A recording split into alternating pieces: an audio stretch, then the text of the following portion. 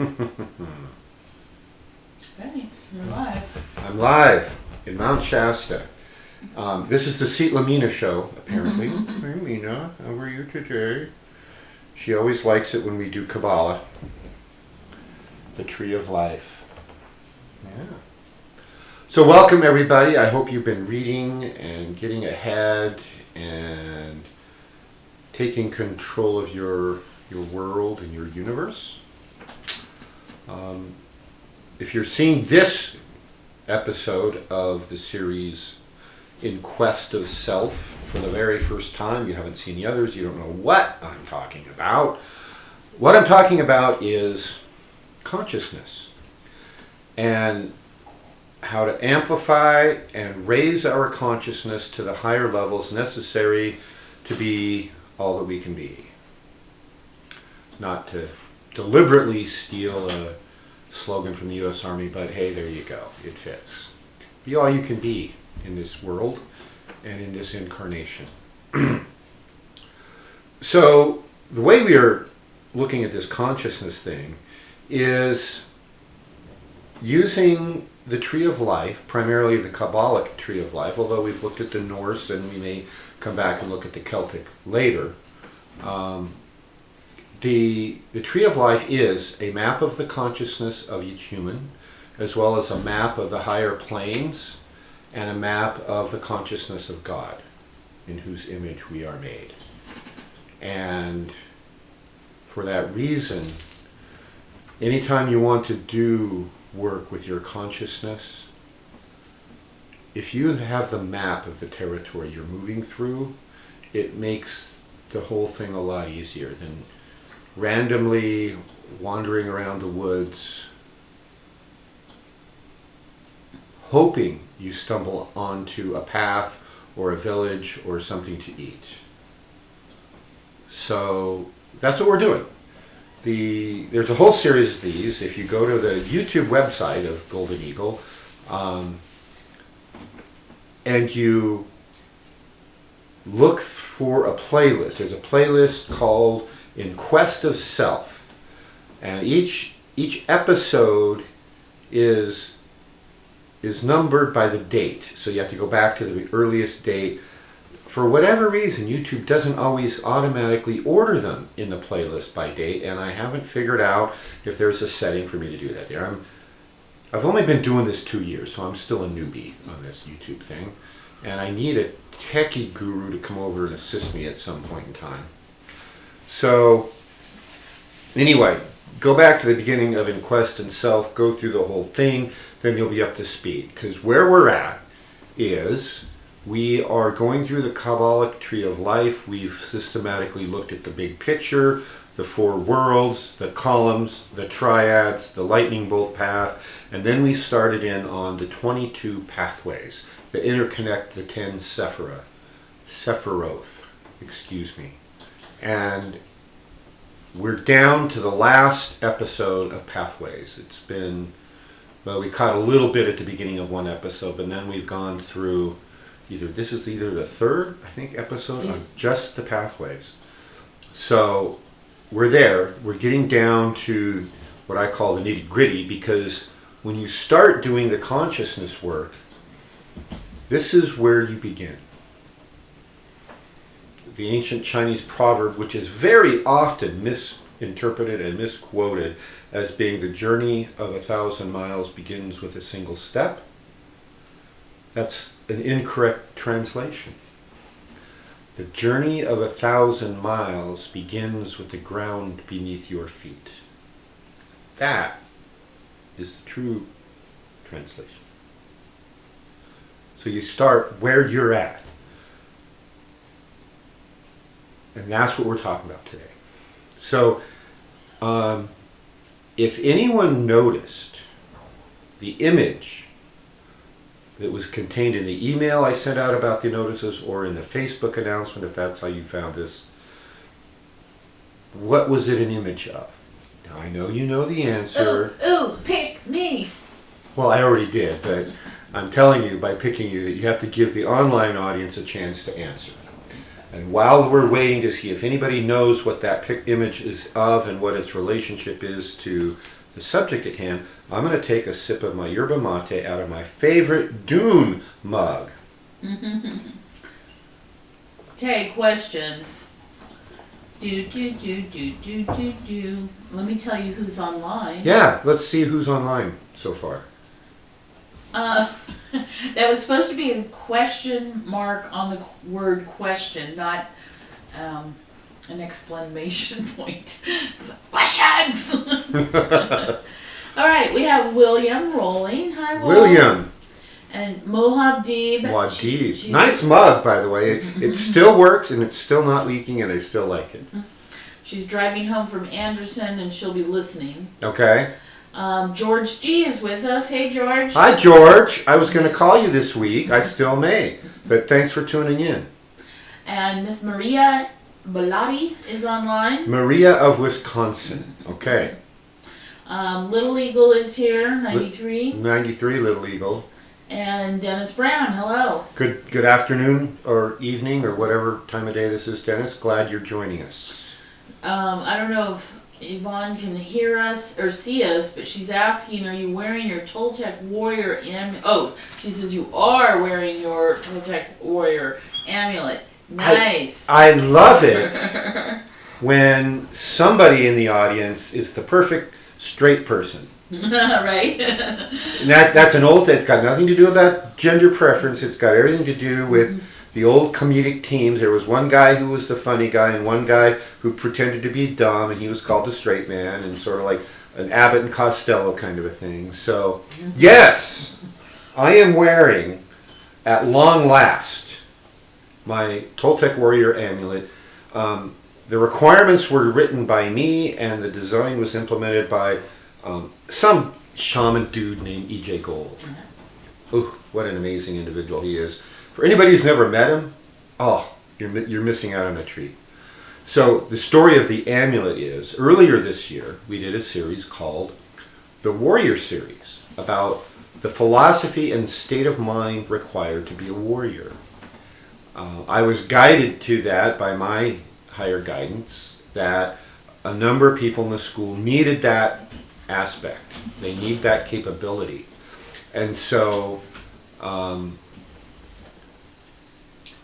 I put together that series, and in that series, a number of the people in the school got great benefit from it, and a couple others that I know of who aren't formal students in the school.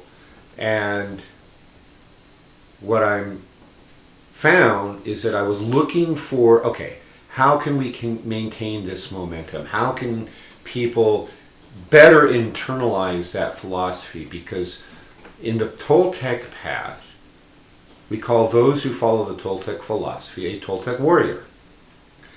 And under the heading Toltec warrior, there's 3 subdivisions, which are the descriptions of our 3 core natures, which are the dreamer, the stalker, and the warrior, which do in fact correspond to the Kabbalistic tree of life, the 3 columns.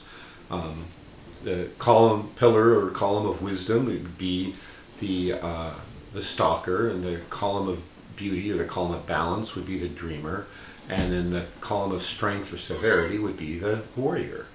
And a lot of people needed boosting on that warrior pillar.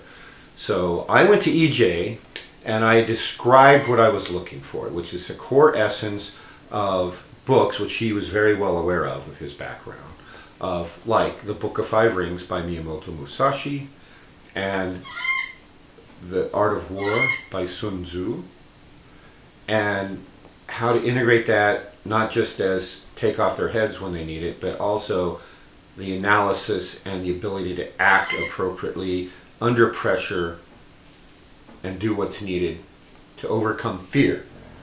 So we've got our Bene Gesserit Litany Against Fear from the Dune writings. And how do we better pull that into ourselves? And so I called EJ up one day, got him on the phone, which I'm told is almost impossible, but like every time I've needed to talk to EJ on the phone, I pick up the phone, call him, oh, EJ's right here. They hand me the phone, boom, we talk. He says, I'm on it. I got another project ahead of yours, but I'll get to it. So this was done several weeks ago. right before we were leaving town for 2 weeks. And I didn't want this sitting in a FedEx box on my front porch for 2 weeks, or waiting in a post, hoping that the post office did its duty, right? So I told him, just wait, keep it. I'll be there on that third weekend in September. I'll pick it up then. And this is it. And for some of you who may have met Coyote the Blind, who was my teacher and benefactor in the Toltec lineage, and another amazing shaman in his own right. So we were all down at EJ's this weekend. We were giving some assistance to EJ School, who was moving. We moved roughly $15 million worth of artwork as they were consolidating their storage units. And holding some of these paintings, and it's like, oh yeah, this is a $200,000 painting. And I'm sitting there holding it. It's like, don't drop it. Don't drop it. Oh wait, I'm a Toltec warrior. I won't drop it. And we didn't drop or break anything. So it was a lot of fun, but then I get my amulet and I said, hey, Coyote, hold this. He takes, and he knew I had been working on this. He takes it and he held it, and in about a half a second, he burst out laughing and grinning and said, wow, that's awesome. I could barely pry it out of his hands to get it back, but, you know, I'm a warrior. So he didn't fight too hard. So, you heard what I commissioned from EJ. Now I'm going to have Aurea switch cameras onto her, and she's going to read what EJ wrote about this Toltec warrior amulet. Do you want it on me, or I was wondering if you wanted to hold it up over there so that they could actually see it, Oh, I can do that. because you can't really see it. Put it right on your side. Right on your sod? Mm-hmm. I can do that.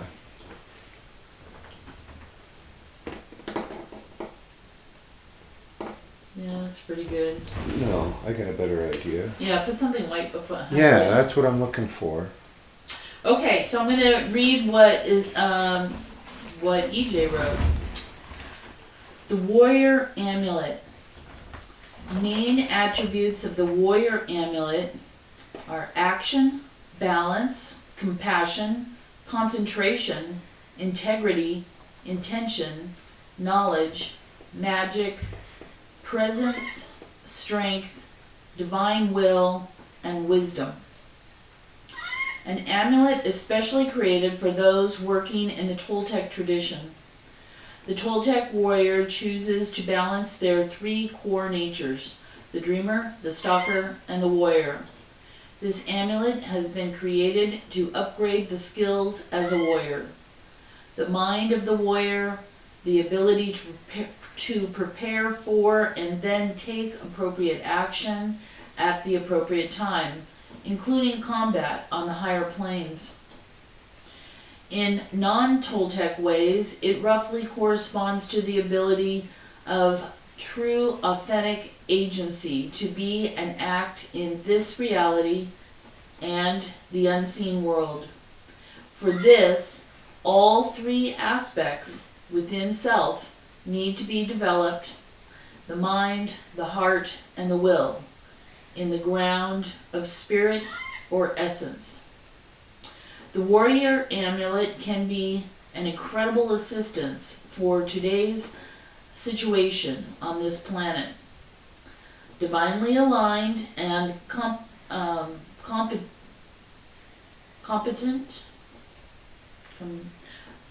action are much needed qualities in the world today. Right, divinely aligned action and competent action. Competent action are much needed qualities. The warrior amulet is not only used for those working on the Toltec tradition, but also all action. EJ will be taking about. You don't have to go to that part. Oh no. That Okay. that's in the past. Okay. All right. That was from EJ. So that's EJ's version of this amulet. So he went, like I should have known he would, way above and beyond the call of duty to capture the true essence of what I was hoping to capture. And so this is the prototype. This is unit number 1 of what could be many, okay? I highly recommend this amulet for anybody who is serious about the Toltec work. They're a little pricey, as custom amulets are. If you look on his website, and there's a price for custom amulets, they're a little pricey. And when I can render Coyote giddy in half a second just by holding it, we're on to something here, guys. This is a product of the Golden Eagle School of Toltec Shamanic Arts combined with E.J. Gold and his work. So there is some juice in this thing. Okay, so I've been wearing it all day. I had to wait till he got home to have any kind of a chain or cord to wear it on, and it's amazing the effect it's having on my energy and my vision. So I recommend it. So Little Eagle, thank you for noticing this. Mohadib says, that amulet is freaking amazing. I tried to borrow it, but he wouldn't let me. So Lonnie's online with us as well. Oh, hi, Lonnie. Hi, Lonnie. And Will has the answer to your question. Okay. He says Rainbow Bridge. Ding, ding, ding. All right, 3 dings. Go Will. That's it. So let's go to this camera again.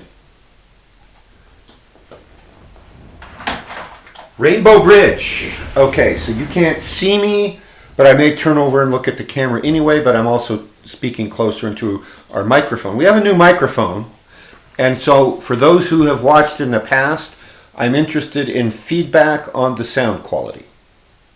So, maybe at the end of things say, yeah, sound was better, or you can't hear anything I'm saying. So one of the two would be good. What was that? Yeah, what? Huh?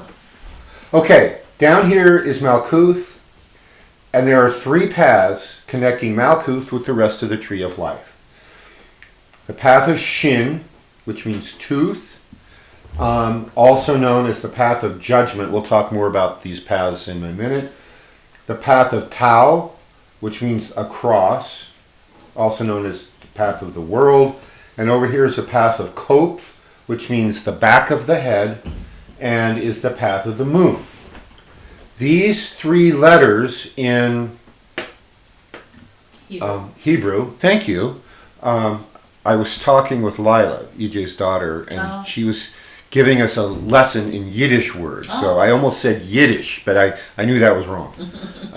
Yes, in Hebrew, these 3 consonants combined with the vowels in the appropriate place form the word bow or rainbow. And this is often referred to as the Rainbow Bridge, which has all kinds of light, fluffy explanations and images that have been created over the years. And it's especially prominent in the story of the Norse Tree of Life and some prominent Thor movies, which are worth watching because they have good messages about the state of mind required to climb the Rainbow Bridge in the Tree of Life. So the first one in particular is good. Second one is okay, and after that the whole franchise just kind of got morphed into blockbuster action films with not a lot, nearly as much message. So these are the 3 paths, and as a whole, when we start to leave Malkuth and go up to Yesod or Hod or Nitzak, which collectively form the astral triangle, we need to be aware of how the paths interrelate to each other and balance each other, as well as in this lower portion between Malkuth and the Rainbow Bridge paths and the astral triad itself. Now I kind of wrote it in small letters here. The path of Pe, which means the mouth, and or in Tarot is the tower path, we talked at length about last time. I will have to mention a few things about it later towards the end today because it is forming the astral triangle. So this triad of Hod, Nitzak, and Yesod form the first major tier moving up the Tree of Life, the first of 3. And we've already talked about the others. So we're going to start here. We're going to talk about in order: the star, the moon, the sun, and judgment, and then the world. And then I'm going to tie it all together by looking at how they relate to each other, which is actually the start of what we're going to be talking about next week, which is, what do you do with this vast amount of information? Because when you start reading these books, for any of you who've obtained some of the recommended books or others you may have on the Kabbalic Tree of Life, you realize how much information there is. And that's okay. It's sort of like, for those of you old enough to remember dial-up lines for the internet and watching pictures download, a row of pixels would come in and then another row, but they weren't the final pixels. They were like big. And then you'd get this blob on the screen. And then the second time through, the pixels got smaller, and then you'd start to see vague shapes. Oh, is that a house? And then the next time through, oh no, it's a car. Oh, it's a rhinoceros on a car. Okay, now I see. And that's how your consciousness and your understanding is probably going to progress with this Kabbalic Tree of Life work. Is the first time through, like, man, what were the names of all 10 Sephiroth? Oh, there's one called Yesod. I remembered that. Now, which one is that? Is that the one at the top? Oh, no. I look it up. Yeah, that's Kether. Okay, yeah, top is Kether. And then the next time, you'll finally get the Sephiroth. And I say, just learn where the Sephiroth are. And then learn how to draw the interconnecting paths. And then learn the names of the paths. Okay, I can draw the tree, I can identify the 10 Sephiroth, and I can identify the 22 paths. Okay, that's progress, because a year ago you couldn't, right? Then, the qualities of the Sephiroth, and the qualities of the paths, and the triads, and the columns, and so forth. And so you go through it over and over and over again. And it gradually becomes more useful and more clear. And so, anyway, next week, that's what we'll be talking about. So today, we're going to start with the star. So does anybody happen... Well, my notes are kind of gibberish here. Poorly written. I was lying down in a trailer, camping, with poor light when I wrote some of this. Okay, I guess that's all I wrote on Tzad D. Now, earlier on, back the first night we talked about the paths, I mentioned the small controversy about Aleister Crowley and what he seemed to have written at one point late in his career that says Tzad D, the name of the path over there, is not the star. And Crowley experts the world over can't even agree that that's what the handwriting says. And then somehow it got interpreted as the path of the Tsar and the path of the Emperor, which connects Tifereth to Chokmah at the top of the tree, should be reversed. And there's some books and writings that do that. And it's just... when you read the descriptions of their logic for why, there isn't a good one, in my opinion. And as you'll see as we go through looking at the whole astral triad and the natures of these paths, the path of the star is right where it belongs, and there may be a good argument to be made for it shouldn't be singular, the star, but it should be plural, the stars. I'm not the originator of that theory.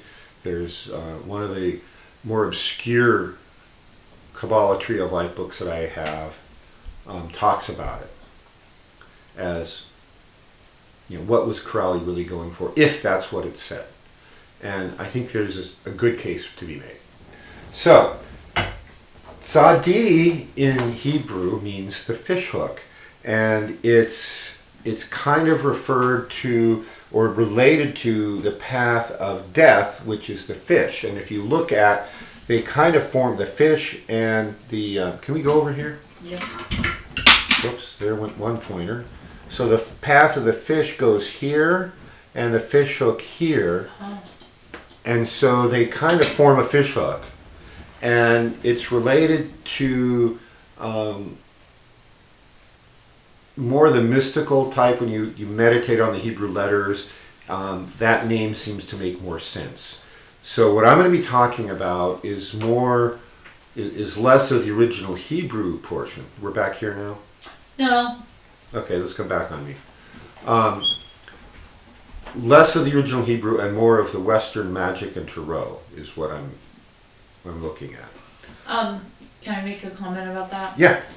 It seems like when you go back to those that pictographic language, the Proto-Sinaitic language that develops into a lot of different languages, those pictures make sense when you talk about the Hebrew letters and their meaning. Yeah. But once you get into the flaming letters, there's a lot of I would call it Jewish mysticism. Yeah.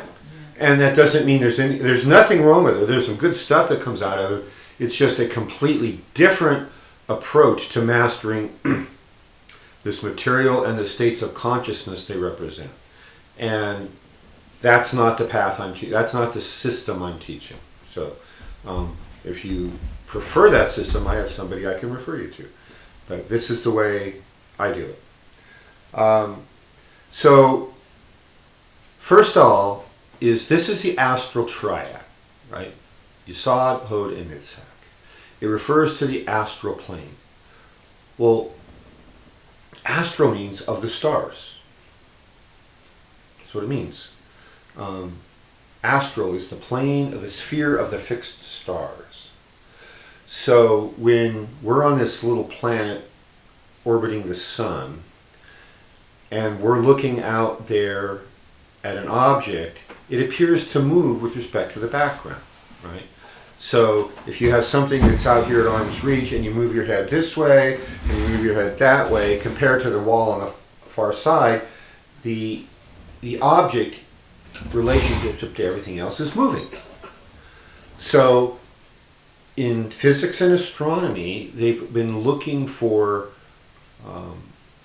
this ultimate frame of reference, and the best they've come up with is the background of fixed stars that are so far away that the little bitty motion of the Earth around the sun doesn't cause those stars to appear to move against the background. So once you're past that point, that motion, which is called parallax, by the way, that apparent shift in position as we orbit the sun. So we look at a star and measure its direction, and then 6 months later on the other side of our orbit, we measure it again, and there's an angle in there, and that angle between those two measurements, it's a very thin angle, is called parallax. So the background of the fixed stars in most esoteric traditions is referred to as the body of the goddess. The background of the fixed stars is often drawn as the body of the goddess draped over the earth. So right away, we see that this path, the path of the stars, is a feminine path. It connects into the base, into Nitzak, which is the base of the feminine pillar. If you had moved it up, connecting to Hokmah at the top of the feminine pillar, then you're up, it's not carrying the same energy. You're connecting to God the Father with a feminine path, and we already have Bina to do that. It just makes no sense from a balance standpoint. And then when we talk about the sun here in a minute, you're going to see that it makes more sense that the sun and the stars form this nice little V-shaped portion down here at the bottom. So the path of the star, or the stars as I think of it, is connecting Yesod, which is the astral plane and part of our psychic abilities, with Nitzak, which is a sphere of pure intuition and emotion. You bring if you were to have brought the emperor path down, it just doesn't fit between those two spheres, no matter what kind of convoluted argument you make. So that's what we're doing. This is the link between the causal plane at Nitzak, where there's pure intuition and pure emotion lies, and there's no room for logic there. But that's where things that are being brought down into creation undergo their first kind of formation from a purely standpoint of pure knowing, just intuiting something. And then that path of the stars is what brings it into Yesod, where the final formation of the cookie cutter blueprint is created before it's brought down into Malkuth, into physical manifestation. So what we have then is this feminine path that's linking intuition and it's linking our psychic abilities, but it doesn't and it can't act alone. So over on the other side, now can we go back over to the drawing here? I'm not going to talk about these in their numbered order because it makes more sense to talk about it this way. Is we have the star or Zadi. Here we have the path of Resh. Resh means the head, the whole head. The path of Koph down here for the moon is the back of the head, which I'll talk about in a minute. But Resh means the whole head, and it's the sun. The path of the big bright glowing orb up in the sky and everything it represents in all the mythologies. This path, the path of the sun, if I can find it in my written in the dark notes, links Hod, which is the mental sphere, with Yesod, that psychic astral sphere. And this is how the mental logical planning gets added to the ideas, those pure intuitive ideas that come from Nitzak down the path of the stars, and they're mixed in Yesod. So that mixing, let's go back over here. I don't think this little table that's holding this up is level because that's the second pointer I've lost now. Good thing I have backups. You just need to use your laser pointer. My laser pointer. Should I go get it? I know where it is. It's up to you. Right now your pens are failing. Yeah, they're all over the floor.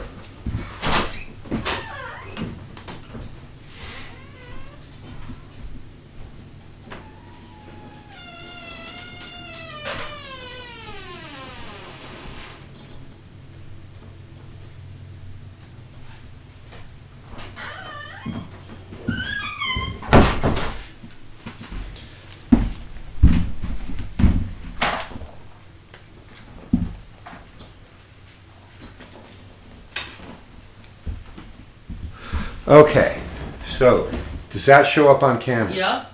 All right, okay, so what we have is, I want you to think of this astral triad, and this is what you were alluding to the other day, and I think that you were on the right track, is this is a cauldron. If you represent this as a physical representation of a cauldron, this is where these female intuitive ideas and these male logical ideas are getting mixed. And this is a cauldron, and they get mixed in Yesod. And so the path of the sun is where we're supposed to be bringing our capabilities and the discipline and control of the male, masculine, pillar of strength, pillar of severity, down and adding that to the formative ideas. And so the formative ideas coming here. Now here's where I need to talk again about the tower, the path of Pei, or the mouth. That's linking pure mentation and pure intuition. And that's why the tower card looks disruptive. It's the tower being struck by the bolt of lightning and things are crumbling, because that meshing, it requires an elegant dance, if you want to think of it that way, to mesh. Don't keep moving it around. Just point where you want to point, but don't. wiggle Okay. it. All right. So that path of the tower then links pure intuition and pure mentation, and so there is data flow both directions, and then the sun brings down the mental aspects, the stars brings down the intuitive aspects, and yet another reason why this path must be feminine, because this path is masculine. Okay? It must be. Emperor is masculine, the lovers up here is feminine. They're paired. And you need that balance, otherwise the universe won't work. Oh, I wonder if that's got anything to do with why our world isn't working. We'll worry about it later. Okay, so that's the stars, or stars, plural, and the sun, or Resh and Zadi. And this is the completion then of the astral triangle, which we talked about. And so let me finish the paths, and then remind me to come back, if you could please, to the astral triad Okay. and the golden dawn. Okay, now finally we're up to the three paths that comprise the rainbow bridge: the path of the moon, the path of judgment, and the world. And I'm going to start with the path of the moon. Are we still over there? Yep. The moon right here is the path that links Malkuth, our physical world, and Nitzak, the sphere of intuition. Okay, so let's talk about that. Moon. These aren't in order. I was writing as stuff popped into my little brain. The moon. Okay, it's called the back of the head. Back here. Anybody know what else is in the back of the head? The part of the brain, you mean, that's Yeah. there? Yeah. It's an animal brain. I don't know what. Sometimes called the reptile brain. It's the primitive brain. It's where all the functions happen that we don't have to consciously think about. So the dumb blonde joke who had the headphones on telling her to breathe would never happen if she had an animal brain. And she does, so you know the joke's just a joke. It's not serious. The animal brain is our base instincts. It controls our intuitive urges. This is the path of the moon now. It controls our instincts, our urges. The hackles being raised. The tarot card is usually shown with two dogs guarding a path, looking up at two towers, and the big moon filling the sky. As an aside, there's a big argument between the traditional Kabbalists and tarot people and Crowley. The tradition says that the moon is shown as a waxing crescent, which you can tell by the shape, that it's in the state of getting bigger and growing, and Crowley said, no, it's a waning moon, it's a diminishing moon, and after a lot of pondering on that, I think it depends. You know, if you look at the phases of the moon that go around, the moon is never the same, and it's constantly changing. So when did Crowley go meditate on it? I don't know. So when did the other people meditate on it? The moon is the moon, and it represents a reflection of the sun. It represents, and there's a close interaction between the real physical moon and our planet Earth, and the sun forms this elegant interplay. So I don't think the phase of the moon is anywhere near as important as the rest of the symbolism and what the path represents. The path is the gateway to the dreaming. It's a gateway to the feminine pillar. It's a gateway to intuition. There's another discussion among tarot people and Kabbalists about, well, are they two dogs? Are they two wolves? I can't remember if it's Wade or somebody else draws it as a dog and a wolf. One being, like a nice, tame, domesticated dog, represents a refined image. You like the Path of the Moon, huh? Came back for that one. Oh, yeah, you did. And then the wolf, of course, represents that pure beast inside us, that pure animal. This is the the werewolf that comes out at the time of the full moon, right? And all the legends. Night of the full moon, the werewolf comes out and rips people in, and they wake up the next day, and after ripping heads off, and why are my clothes all torn? Where did these scratches come from? And what's this piece of raw meat doing here? I don't want to know. So other tarot images will show a white dog and a black dog. And when I've had visions and meditations on this, that's what I see. Crowley said, no, it's the jackals of Anubis. So the Egyptian god Anubis has two jackals at his feet. And I can't remember if one is dark and the other light or not. Is he an underworld god, though? I think, yeah. So, which is consistent with the path. Yeah. Right? So, whether it's black and white or whether it's tame and wild, you're looking at two polar opposites of our animal nature.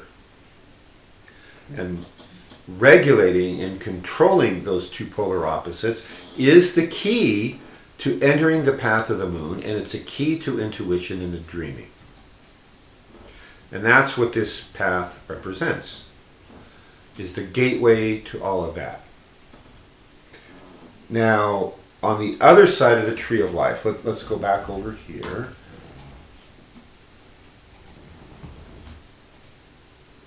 Nina.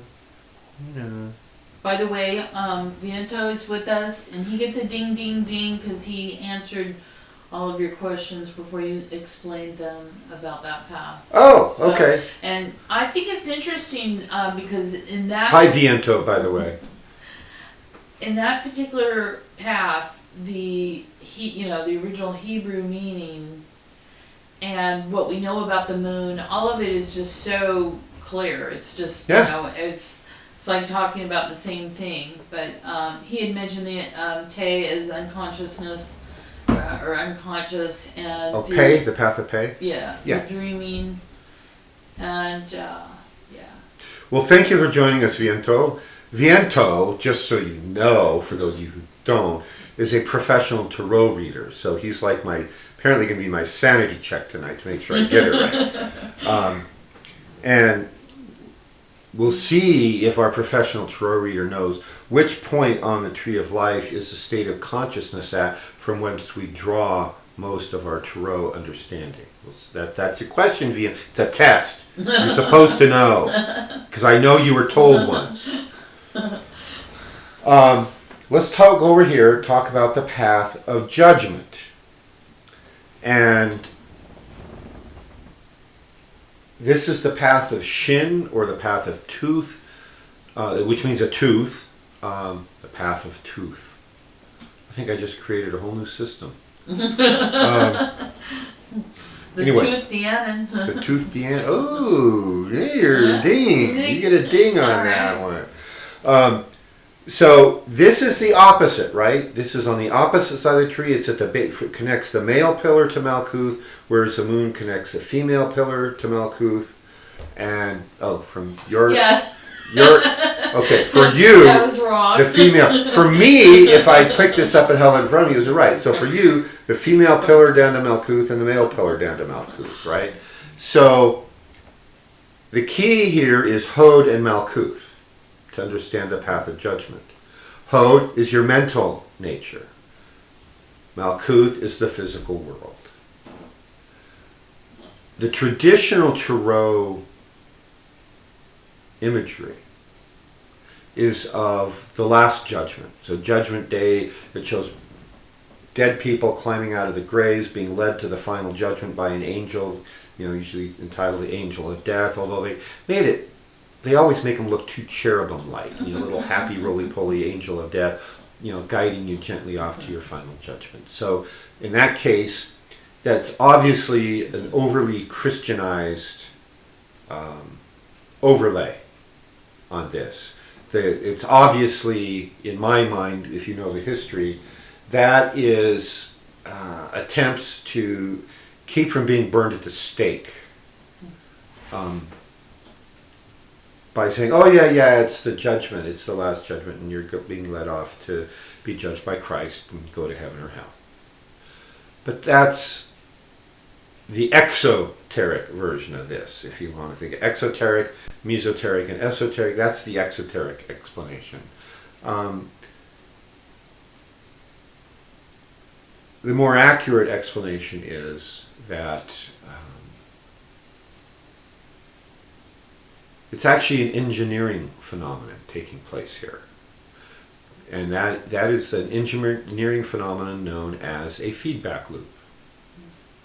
So a feedback loop says you want to create a circuit that automatically does something. Let's say I want to set it at the output at 5 volts. So your control turns something on, and the output can be adjusted, and it's set to what you think is supposed to be 5 volts, but you really want 5 volts down here at the end of the circuit. So what do? You have a sensor down at the end of the circuit that says what voltage is here. So you set it at 5 volts, and no, we had some line loss, there's only 4.8 volts here. So that number 4.8 gets fed back to the power supply, says go up 2/10. And it goes up 2/10. And now there's 5 volts, and as long as everything's there happy, the feedback is telling the power supply what to do, and the power supply is telling the circuit what to do, and there's this loop. So we call it a feed. When you draw it on a circuit diagram, it looks like a loop. So we have physiological loops throughout our body that are based on chemistry and hormones and things like that.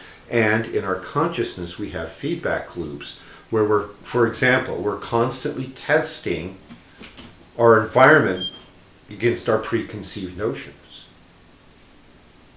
and our abilities and these self-imposed limits. So that's a function of this path. So what we're really looking for here is the mental control of our physical world, if that makes sense. So we have a physical world, and it's like, oh, I don't have a roof on my house, and it's raining. I might as well not even have a house. And so the mental party says, build a roof, idiot. Oh, so the next day you get out there and you saw and you nail and you put tar paper and shingles on, and the next time it rains, it dries. So that's mentally, we have to control our physical world, and so we have to do the equivalent of sensing out here in the physical world. Is the physical world doing what we want it to do? If not, then the feedback loop in the mind says, make a change. So there's a quote attributed to Albert Einstein that says, insanity is defined as repeating the same behavior and expecting different results. That applies to this path. So the idea of judgment then is, if you repeat the same behavior and expect different results, then you're in denial about the physical world, and you're in denial about your control of it. So the name I like for this path, because judgment is the old Aeonic name. Crowley's name was the Aeon for this card. And I don't like that name either. The name in the tarot deck I'm writing is going to be called Discernment.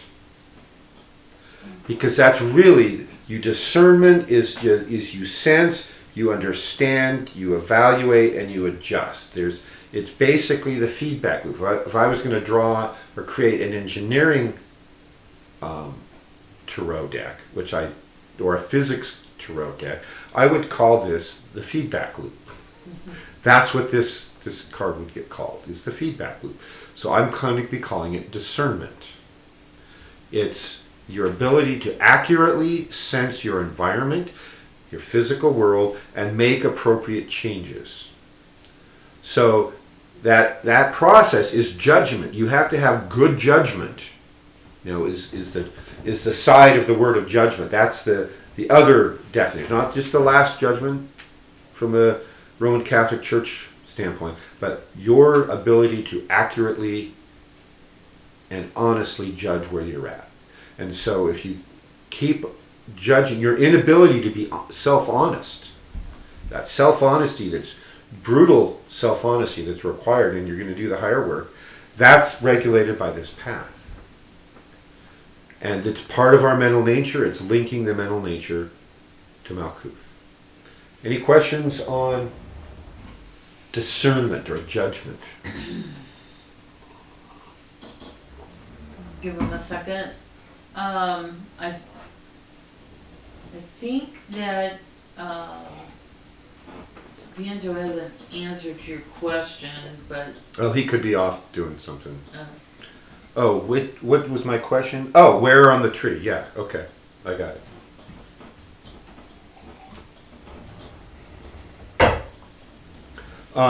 Okay, that leaves us with one path left. We've done 21 out of 22. And that path is, Mina, may I? Oh, I put it over here because I didn't want to disturb you. That path, are we over here now? sorry, It's okay. I'm back.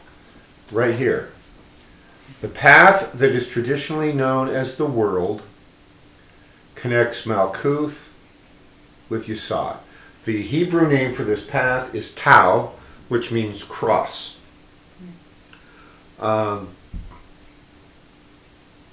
This is an interesting path. That's like there was a famous author once writing a book about chess. And he showed, they always show the chessboard and where the pieces are on it. And the initial position with all the pieces in their home 2 rows, this author described it as a complicated position. Normally you think of, you're in the middle of the game and half your pieces are gone. Which is the right move? Well, you back it up to the beginning of the game, and yes, that's a complicated position because virtually anything is possible. So the path of Tau, the path of the world, is a complicated path.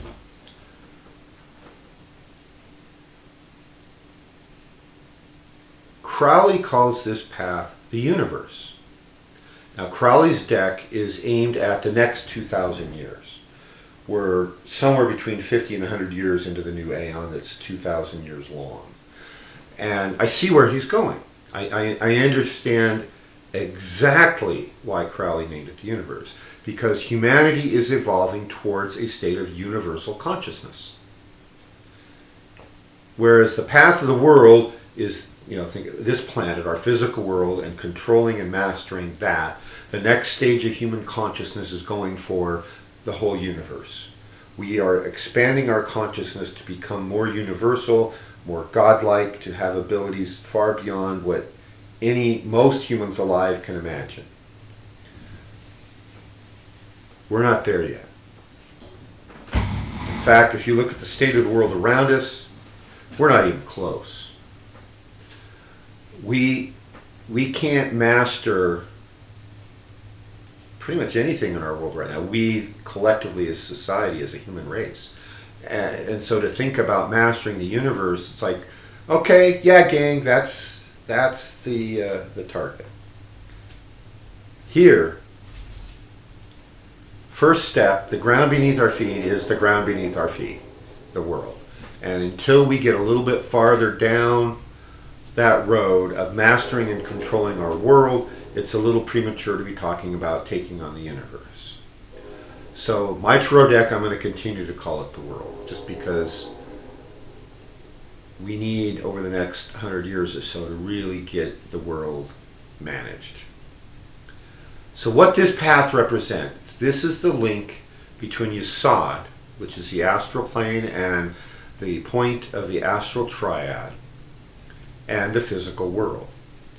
Everything that we've created and intuited over in Nitzak and brought through over the path of the stars, and everything we've thought of logically and brought through with that mental discipline and control down here, I'll get it, the transposition right.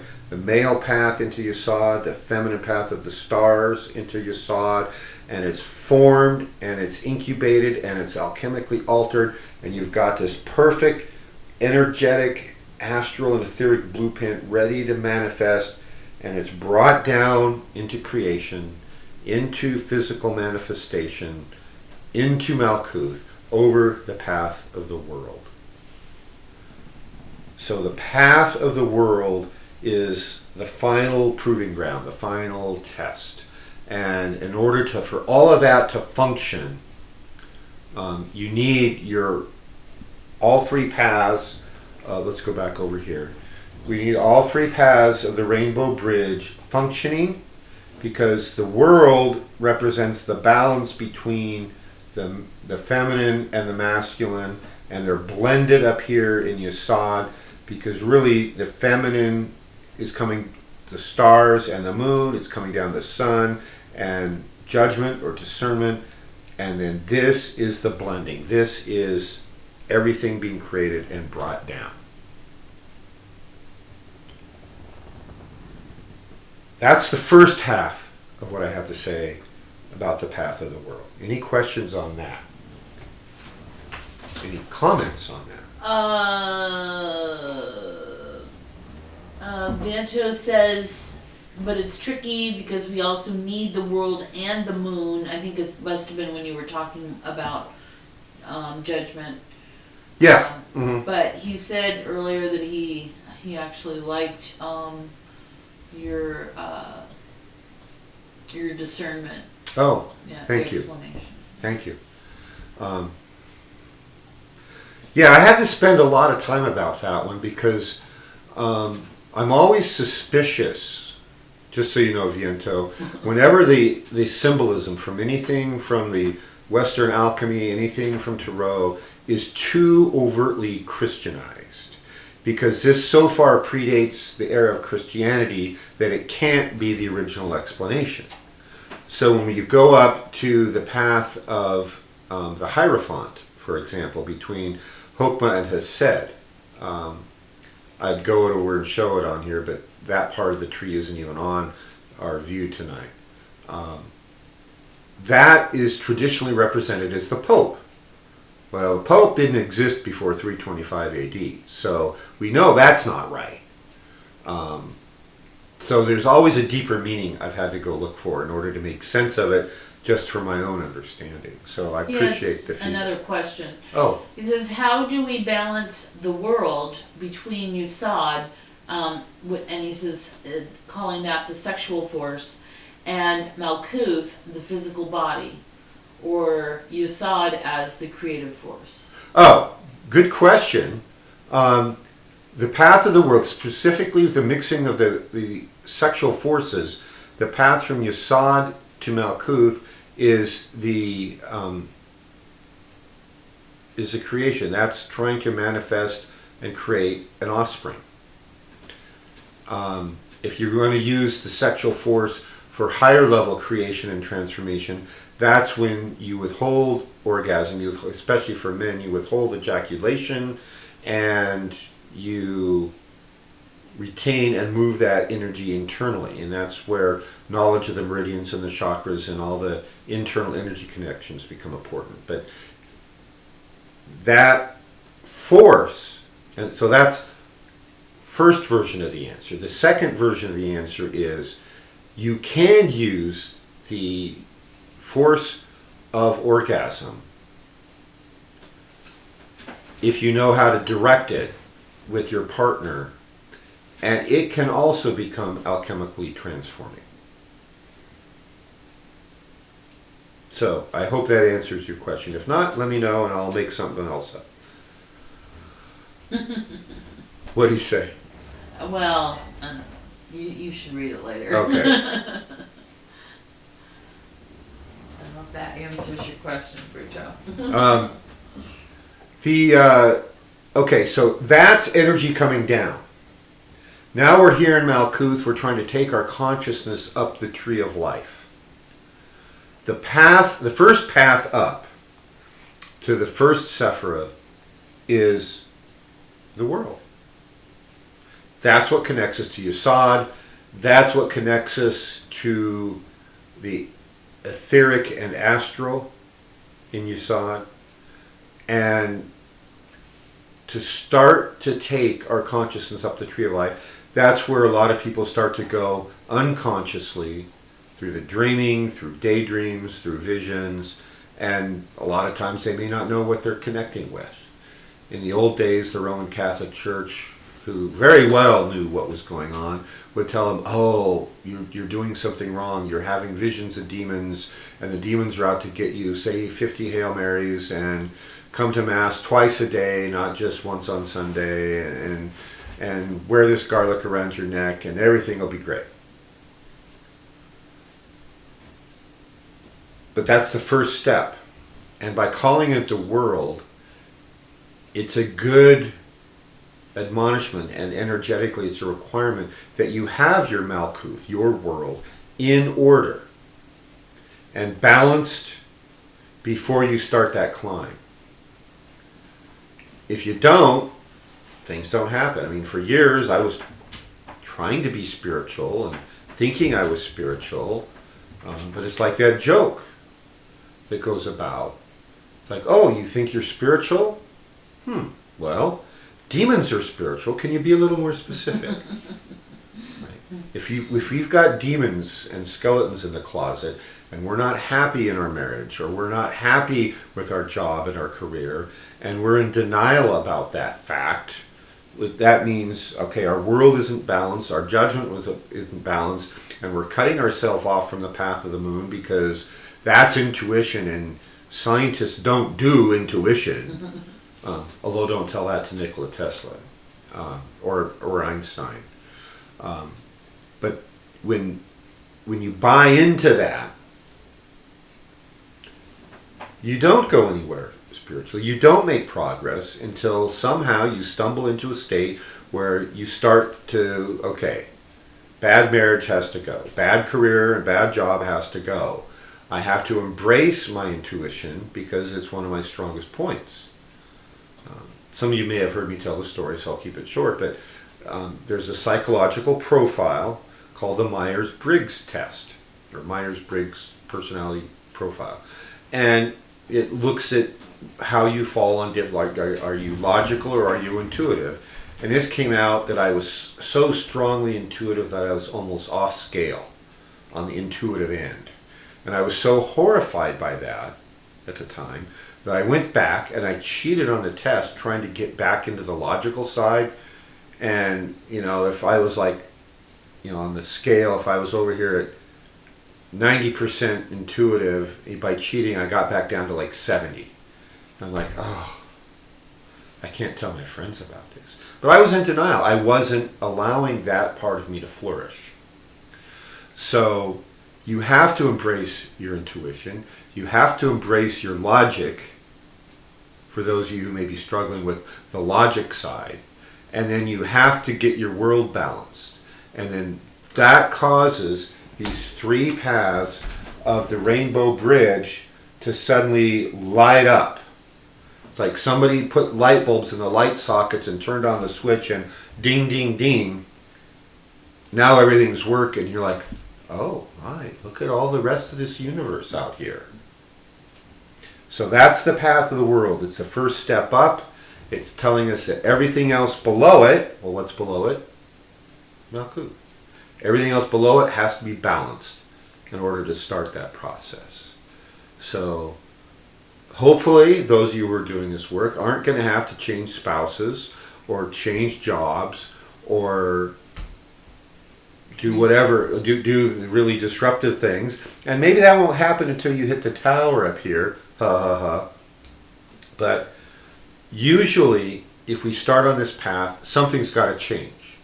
Because if nothing needed to change, we'd already be up here, right? We'd be at Tifereth or higher.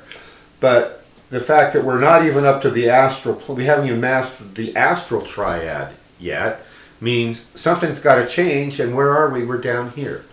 The only thing we can start to change and work with is Malkuth. Any other comments, questions? So, So, Viento again, what we were talking about earlier, is I love the balancing of the force by maintaining the force within and managing it as directed by higher purpose. That is what I got from the explanation. Thank you. And then he had another one. He says, Sensei, in working with the kata you gave me, I feel the force within Yesod infusing itself into Malkuth as if it were made to do so. As if it were made to do so.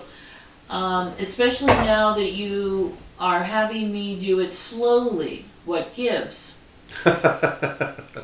It's called ki, or chi. It's our natural energy flow. And the kata are intended to awaken that flow in us. And what you're calling Yesod is an energy center roughly corresponding to the second chakra, but it's really between chakras. And it's called, in Chinese, the Dantian, and in Japanese, the Tanden. They just reverse the order of the same two sounding syllables. It's viewed as the core of our energy. Do you remember the stick drill? Did I have you and I picked up a stick and we were moving with just the stick between us? That energy center is where all our motion in the martial arts should come from. That basically is our Yesod. And that's the core. It's called, really, if you recall, Yesod is, the translation is the foundation. So in biology, here's just a little segue. In biology, the evolution of physical life on the planet, everything started as single-celled animals and multi-celled animals, and then for a long time, worms was like the top of the evolutionary scale, right? It had a mouth at one end, an anus at the other, and it was just a thing that crawled around, and anything that it could find that was organic, that was small enough to go in its mouth, was food.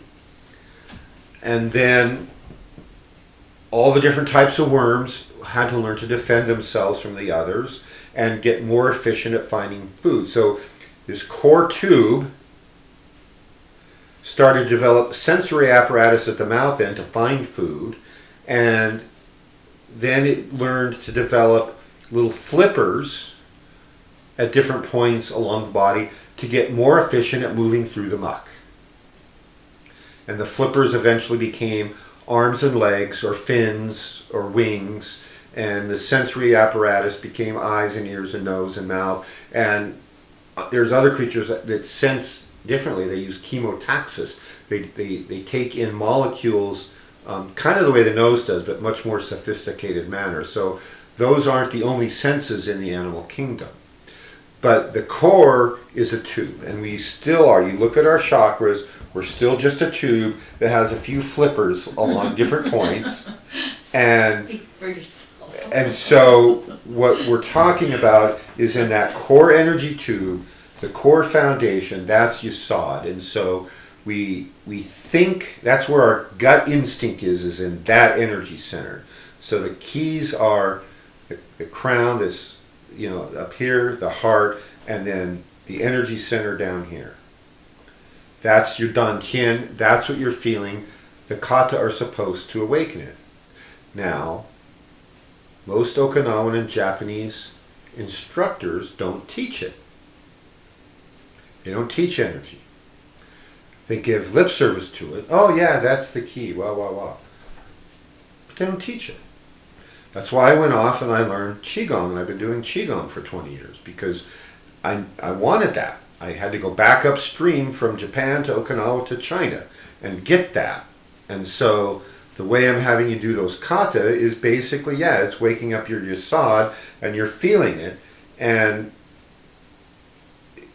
if you recall some of the Star Trek episodes, they talk about the structural integrity field. It's like, you've got a physical structure, But then there's a mechanism that they turn on, which is the chi of the Starship Enterprise, which is its structural integrity field.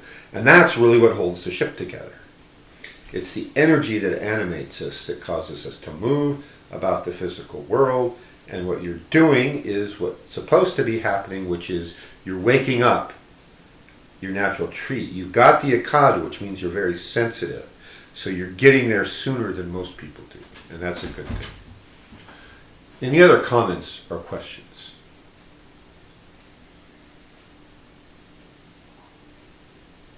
Not really. Not really. Okay. So next week, what we're going to talk about is how to start using all this practically. I'm going to go through several different methods of ways of meditating on this and ways of incorporating it in your life. So that's going to be the where the rubber hits the road, so to speak. Up until now, we've been getting the background out of the way. We got to get the nomenclature. When I say a sephira, you need to know what the heck a sephira is. When I talk about a triad or a pillar or the lightning bolt path, or when I talk about the emperor, you need to know that I'm not talking about Julius Caesar. So it's a lot like if you go to medical school, there's a few basics they expect you to know. They expect you to know chemistry and physics and anatomy. So when they start talking about the details of dissecting a nerve out of a particular muscle or tissue bed and preserving the nerve while you remove a tumor or something like that, they need you to know what a nerve is and what a tendon is and what tissue is, and they need you to not go, what's this nerve thing of which you speak? So to make sure you don't look stupid in surgery class, they made you learn anatomy, which is a detailed structure of the body. So what we've done so far is we've gone through the basic anatomy and the basic physiology of the tree of life. So we know the structure, we know what's connected where, we know what each organ or sephira is supposed to do, we know what flows along each of those connecting wires or pathways. And so now we have language that we can talk about and use and apply. The goal is to get our consciousness up the tree of life, to make contact with our holy guardian angel, to find out our true will and how to do it, and then bring that knowledge back down here to make the kingdom. Malkuth translates as the kingdom. To make this a better place. To facilitate the evolution of humanity. See, it's not even about each of us as individuals, it's about humanity as a whole. So the goal is, how do you do that? It's yeah, that's great, sign me up. And what do I do? Well, now that we've got the language done, and it's only taken us 2 months, which is a lot faster than it took me. I was randomly reading and doing it years before I figured out the basic rudiments of this. And back then, 8, 10, 12 years ago, I had no concept that I'd ever know it well enough that I could teach it or talk about it without sounding really stupid, like, what's a sephira? That was me 12 years ago. So I know where you're at if you're just beginning. So that's where we're going to go. There's probably about 3 different ways I'm going to suggest you meditate on this, as well as other ways of starting to use this practically. The goal is, it's got to be practical, right? When I studied math, I was always really good at math. But then I got to college, and the math department was like all theoretical guys off in the la-la land. They had their dreamer going real well. But they didn't have their warrior at all. And their stalker was kind of, it was all theoretical for them. You want to do something real? I learned more math in one day in the physics department than I did in a year and a half in the math department. And that's not a lie. So, practical. Let's change the world. Let's change our life. Let's change human collective consciousness. Let's get on with it, because we're in Malkuth. From the standpoint of the universe, this is what the universe is conspiring to create, is a physical reality that can do certain things. The goal is to do things here in the physical realms that are not possible from the spiritual planes. I think that's why a lot of us keep coming back here. It's like, oh, well, if I want to do another upgrade, well, I guess I'm back to University Earth for the next degree, i.e. the next incarnation. So that's where we're at, and that's where we're going to go. Let's see, we have an event coming up. Before you went there, I was wondering if you could just speak again. You spoke earlier in this series about the Rosetta Stone. And, I think just now that everyone's had a chance to hear the symbolism and different things, I think it's important to realize that any true esoteric system should overlay on the Tree of Life. In which case, as a glyph for understanding our universe, we can look at tarot, we can look at astrology, we can look at, Hebrew, Kabbalah, and and the letters, we can put in the triads things like different esoteric systems of initiation. Yeah. And then also the pillars, in masonry and different structures like that. So, in learning and thinking about how all of this applies to us and how we can use it, it seems like it's important to think about, first of all, do you have any of those languages already? Is there a system you're already working with that you can start looking at this now on the Tree of Life? And then, and how that is like, a magical Rosetta Stone. Well, thank you for that great overview of next week's lesson. Uh-oh.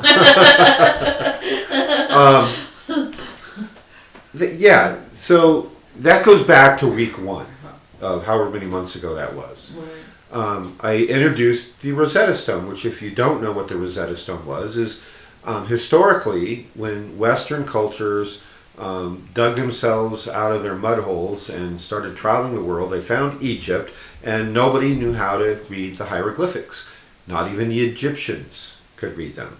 And then some French guy found a tablet that had been carved in 3 languages.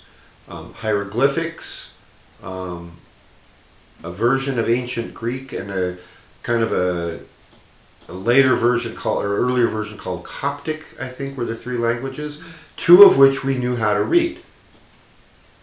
The Greek and the Coptic we knew, and so it was telling us a story about a proclamation from the new king or new pharaoh or whoever, and then so the portion that was written in hieroglyphics we knew said the same thing. Because these 2, okay, this will say the same thing, and that was the magic decoder ring of how to crack the code and read hieroglyphics. So what Aurelius said about the Kabbalah, the Kabbalah Tree of Life, serving as that function, it is the decoder ring between spiritual systems, and not just spiritual systems. You can use it because it's the map of the universe, right? It's this as above, so below. It's the macrocosm, the microcosm. You can use it as a map for quantum physics. You can use it as a map for everything, for physiology in the human body. You name it. The movement of energy. The movement of energy in the human body. If you understand chakras and you understand this, and there's a lot you can tell about why the body is misbehaving. And that's basically how I do shamanic and energy healing. Is I use this, and I use my Toltec shamanic abilities, and I use my energy anatomy and knowledge, and ability to manipulate energy that I learned in Oriental medicine and martial arts. And that's how I do shamanic energy healing. So the purpose of these last 2 months of effort on understanding this language is to get you ready to understand yourself. This series is entitled In Quest of Self for that reason. You have to know thyself. That was an ancient esoteric motto, because if you don't know yourself, if you're in denial about yourself, if you can't face your shadow self on the path of the devil, and if you're so afraid of death that you can't even talk about it, you will not gain what is to be gained by all those paths that lead up to Tifereth and the state of consciousness that's possible there. So that's just a little. Those are some of the things we're going to talk about next time, along with the meditations that I'm going to teach about, a couple of them, about how to access the archetypes. So tonight I alluded to Crowley thinking, oh, the two beasts on the path of the moon are jackals of Anubis, and somebody else, no, it's a dog and a wolf, and somebody else, no, it's just two different colored dogs. Those are all overlays on the top of the same archetype, which are the two polar opposite aspects of our beast-like intuitive nature. It can be a beast or it can be a gentle, tamed servant. And it's like, your theater background, right? You're doing Julius Caesar. Well, let's not talk about him.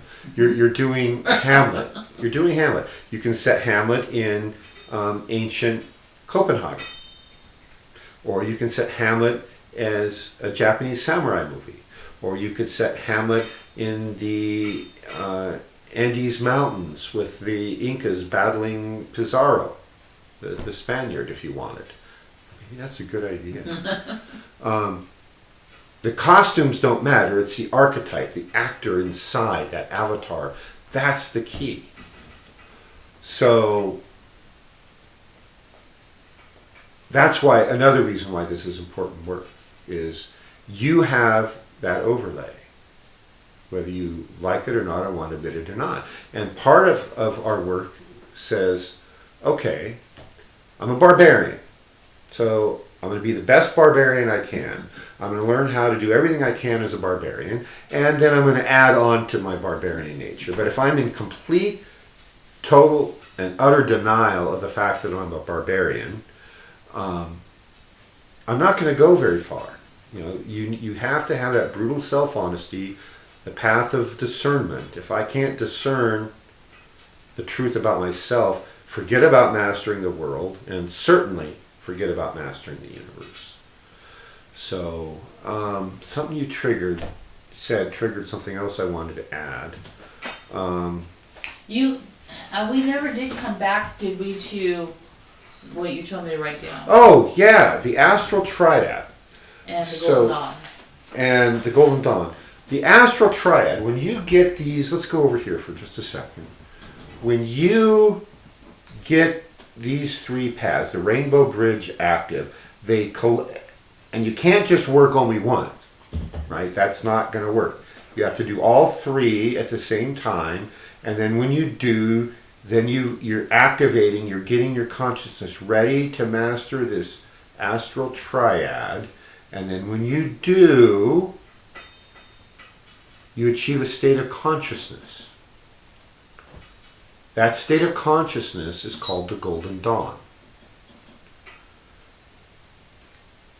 When you achieve that state of consciousness and do a particular meditation, you can come back on again. Then you will know why it's called the Golden Dawn.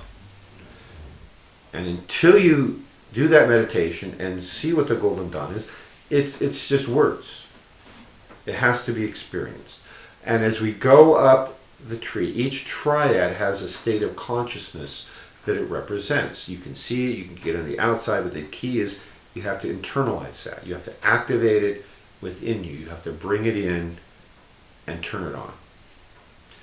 And so some of the meditations, some of the techniques I'm going to talk about next week are all about activating that and turning it on. And the Rainbow Bridge is the first step. Okay, Maria had a question. yes.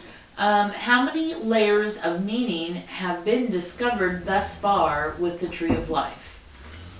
777? Let's see. 1, 2, 487. Too numerous to count. Because quite frankly, the Tree of Life is the archetypes, and you could put an infinite number of overlays on it. Now, Aleister Crowley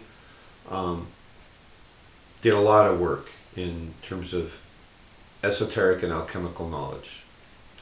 And his best contribution, in my humble opinion, is his book entitled 777, because he has tables after tables after tables of comparisons between different systems based on the 32 paths of the Tree of Life. And they didn't have enough knowledge for him to fully evaluate the Norse system and the Norse Tree of Life. He didn't have that data apparently, because he barely scratched the surface. So there's a whole table, and this is going to be a future project for me, is you can go through and fill that out and describe the whole Norse pantheon and the Norse Tree of Life in terms of the Kabbalah. So there's a comparison there that can be made. There's more than we can count, Maria. It's complex. One of the esoteric authors, and I can't remember which one, it may have been Waite actually, who said that the Tarot, maybe it was Paul Foster Case, said that the Tarot itself is the best symbolism we have of the knowledge that this is intended to represent, which is the true archetypes. I don't even remember off the top of my head when the Icelandic legends were found, but they might have been found after Crowley, so he wouldn't have had access to any of the Norse legends. Yeah, I know that we had mentioned that one. You had mentioned that once before, and I haven't had time to research it, but yeah, he did a lot of work. 777 is a good starting page because it's like, 100 pages of table after table after table comparing 1 to 32 in this system, this pantheon, that pantheon, and it's an amazing collection. And it was the first Kabbalah book I found, and I'm sitting there trying to read it, and it's like scratching my head. And this was in the days before internet. That's how old I am. I was alive before the internet. Yes, that noise you hear in the background is our other cat Smokey playing with a string that's on the floor. So yeah, I struggled with that for a long time before I finally found another book that was a little less arcane. And then I finally found the Dion Fortune book, which was pretty straightforward, although she didn't ever get into the paths.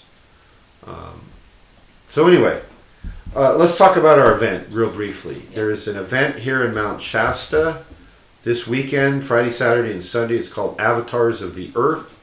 It's a huge event sponsored by an English woman named Tracy Ash. And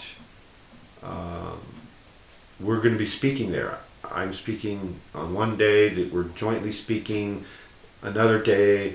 Oria is leading some morning meditations, and then we have a panel discussion with several other shamans. I don't even know who I'm paired with, but there's some famous Lakota shaman, and I guess what I should say is there's some Lakota shaman who's paired with the famous Toltec shaman of Mount Shasta.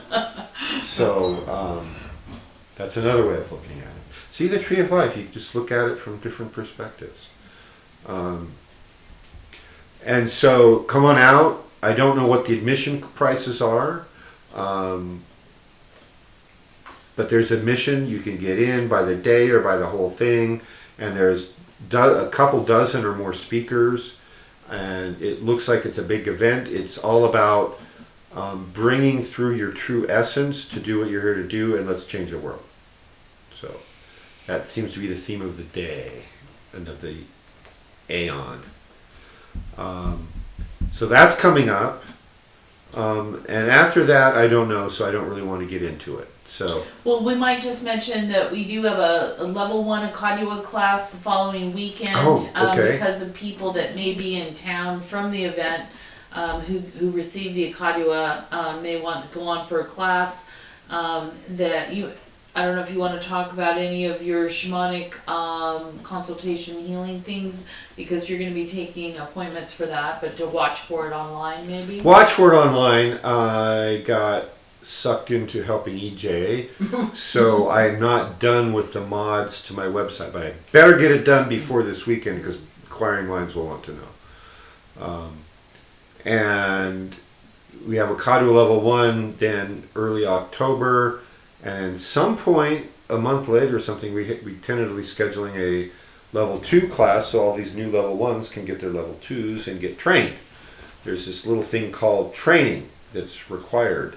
It's part of that discipline in the path of discernment and judgment that, you've got the Akadua, but if you just sit it on the shelf and do nothing with it, then you're violating your oath, which says to use the Akadua. So I think we that's teach the that. second weekend in November. The first weekend in November, we're doing the ABD. I'm doing a class on it. By during the- we, you mean you. No, I'm doing a class on it during the day. We're having a potluck, and then we're doing a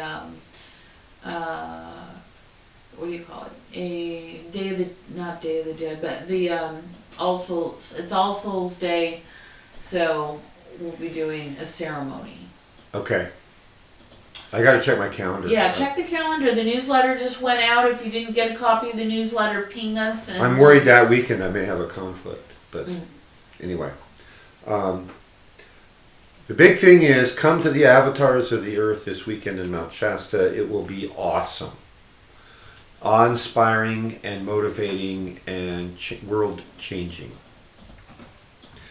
Any other last-minute comments or questions? So keep up the good work. Keep going.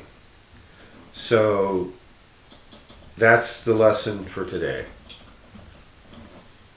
All right. So let's sign off. I'll see you this weekend in Mount Shasta.